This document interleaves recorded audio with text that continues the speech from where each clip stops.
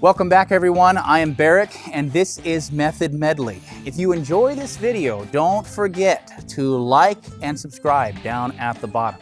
Today we're going to be doing a head-to-head comparison against two very well-known brand name chainsaws, the Stihl MS170 versus the Makita XCU03 Cordless. That is the battery operated chainsaw.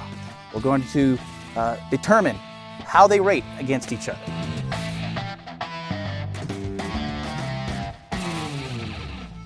So a few things about the Stihl, the MS170. I've had it for about 10 years now. It is a Stihl. I bought it because it was a good brand name. It was very reliable, and to this day is still very reliable. It starts every time, and I've never had to replace the spark plug since I've owned it. It's a very reliable saw. I love it. It's a great saw.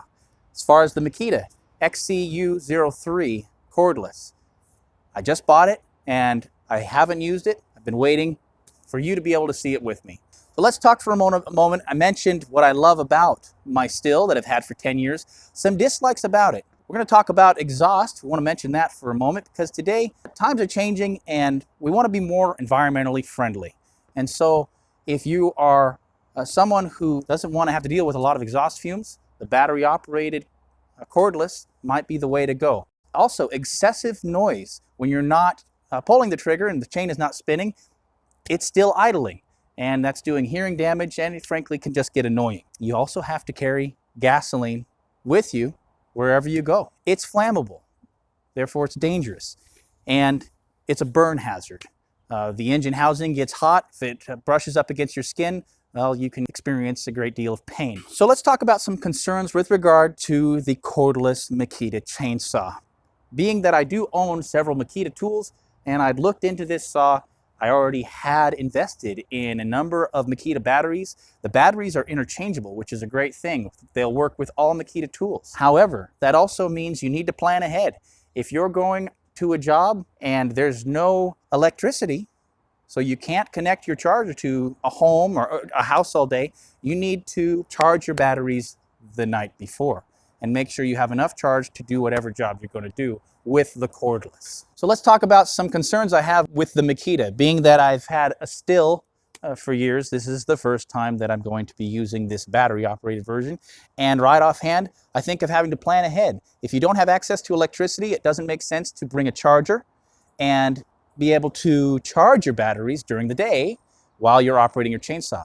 That means you need to charge the batteries at home ahead of time in order to bring them with you to wherever your project is. Horsepower. I really don't know. We have some specs that we're going to share with you in a bit. I really want to see if it's going to hold up against what I already know about the Stihl version. Durability. Is the Makita as durable as my Stihl that I've had, again, for 10 years? I don't know yet. Also, something with battery operated tools that can also be a concern. The battery operated is great, but the battery can fail. The battery can just stop working. And if it's within its warranty, you might be able to get a free battery. However, if that's not the case, you might be having to spend between $60 and $80 for one new battery.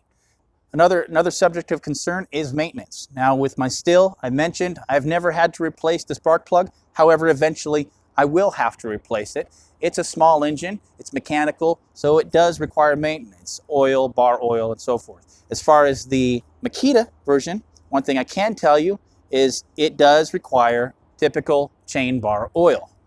As far as the rest of the maintenance goes, it's a battery operated motor. It's supposed to be less maintenance. Let's talk for a moment about safety tips. You want to have gloves. You want to have eye protection and you want to have hearing protection. It's very important to protect your body. And over the course of the day, a chainsaw can cause dramatic hearing loss, and no one wants to have an eye injury. So remember, wear your safety gear. Now, let's get to work and compare these two saws.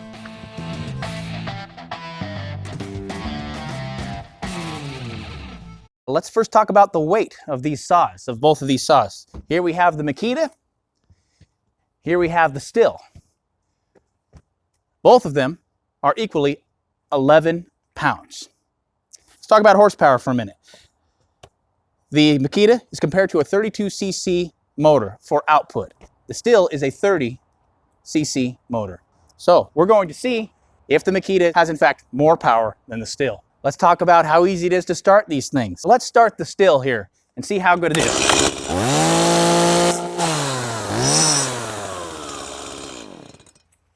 Works great, fires up every time.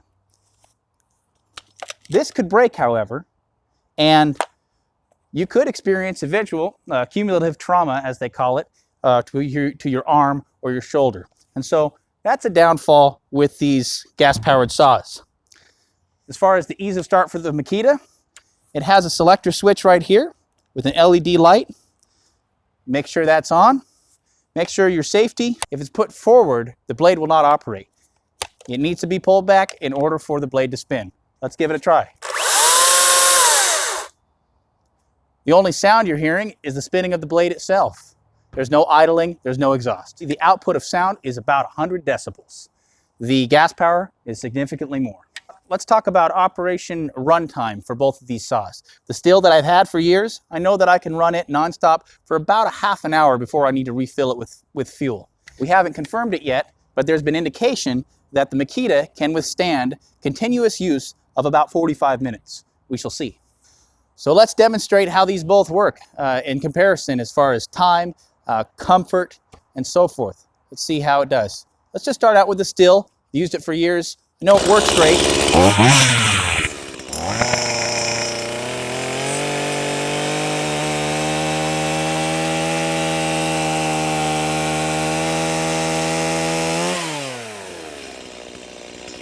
So, cuts nice and smooth. Now, let's move over to the Makita. Let's see how well it does as far as time, balance, weight, comfort, and so forth. Let's turn on our selector switch. Make sure we have power. Pull it back. Here we go.